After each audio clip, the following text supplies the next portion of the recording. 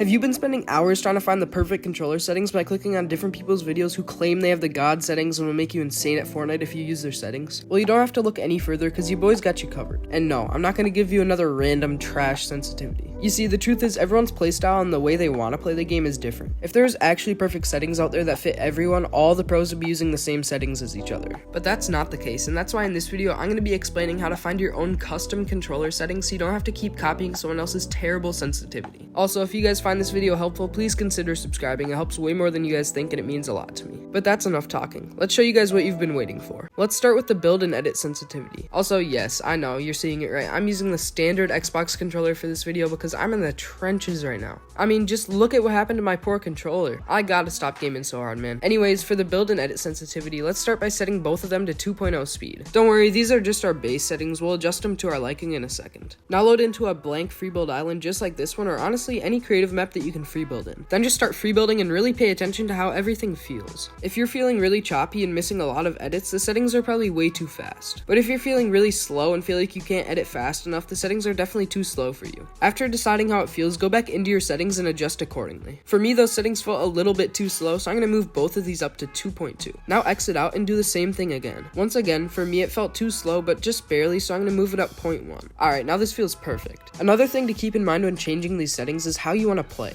If you want to play super smooth and have flashy retakes, keep your settings on the lower end. But if you want to play super fast and have quick edits and be able to spin around fast, turn the settings up to the higher end. Okay, now you should have some perfect building and editing sensitivities, so let's get into the look horizontal and look vertical speeds. Look horizontal and look vertical speeds are going to help you track your opponents when you're trying to line up a shotgun shot. So to find these settings, load into this headshot only map by Panville. In this map, you're given a gold shotgun and the only way to eliminate someone is to 200 pump them, so it's perfect to help you practice tracking with your shotgun. After loading into the map, change both your look horizontal speed and look vertical speed to 30%. Now play around in the map until you can decide how your hipfire tracking feels. For me, it was a bit slow and hard to keep up with the opponent, so I'm going to raise it to 35%. This is feeling perfect for me, so I'm going to keep it. But if something feels off for you, just keep playing this map and adjusting. One thing I do recommend though when choosing the sensitivity is make sure they're both the same speed. Tracking players is going to feel very weird if you move super fast upwards, but then when you try to track them sideways, it slows down a ton. You're just going to lose the opponent and never get a shot off. That should be it for this section. Let's move on to ADS look vertical and horizontal speed. ADS look horizontal and look vertical speed determines the speed of your crosshair when aiming in on a player. This is a very important setting, and to find the best sensitivity, load into Scavok Aim Trainer, come over to these weapons, grab a scar, and head on over to horizontal. Before going in though, change both your speeds to 10% as a base setting once again. Now go into the map, choose 50 meters and free play. Now a bot is going to be bouncing around, and our goal here is to track it perfectly all the way up, but don't shoot. You don't need to shoot here, just try to keep your crosshair on the bot at all times. If your crosshair is falling behind the bot a lot, your sensitivity is probably too slow. If your crosshair is always ahead of the bot, your sensitivity is probably too fast. After deciding, go back into settings and adjust accordingly. For me, the settings were a little too fast, so I'm going to lower it to 9 and this should be perfect. So for you guys, keep doing the same thing as the other settings. Play and adjust over and over until everything feels good. Don't be scared to take your time either. You might not find your favorite settings right away. Now let's head on to our last section, which is dead zone. Dead zone is how you control your stick drift, and if you have stick drift, you know how annoying it is. So for dead zone, load back into that same free build island as before and hop up onto a floor. Now go into your settings and change both dead zones to 5. Now exit out of settings and move your stick in very slight movements to the right a few times, to the left, up, and of course down. What this is testing is whether or not your stick is drifting away after you move it. The goal is to get it to stay perfectly still after making those small movements. As you can see, my controller is drifting a ton on this dead zone, so I'm going to change it to 9, which I know from my past experience I won't have stick drift on. Once again, I know it's getting old now, but just keep adjusting your dead zone until it stops drifting like the other settings we just went over. This is only for the right stick though, so to find the left, I'm going to show you a little secret to save you some time. Your dead zones will most likely be the same for both sticks unless your controller is severely messed up. So just set your left stick dead zone to whatever you changed your right stick to. If in fact your controller is messed up, no worries, change the dead zone until it stops drifting just like we did before. And that's it for your dead zone. That was the last setting of this video. I hope this guide helped you guys out, and if it did, don't forget to subscribe. Only 5% of you who actually watch my videos are subscribed, so please subscribe. It helps out a ton. Thanks so much for watching till the end of the video, and I'm out.